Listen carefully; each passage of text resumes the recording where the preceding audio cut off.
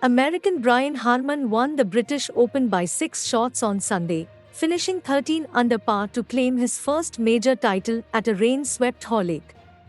Masters champion Jon Rahm tied for second alongside Austria's Sepp Straka, Australian Jason Day and South Korean Tom Kim on 7 under.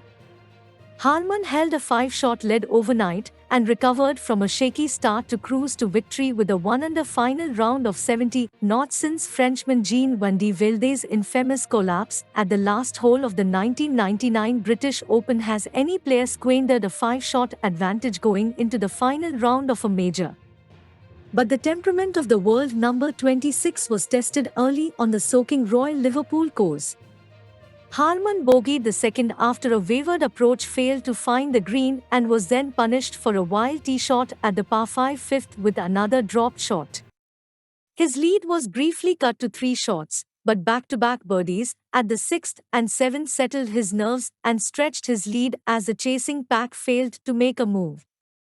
Harman's sublime putting was the key to his success all week and he nailed a huge 40-foot birdie putt at 14 before another birdie with a 4 at the par 5 15th set the seal on a remarkably composed performance.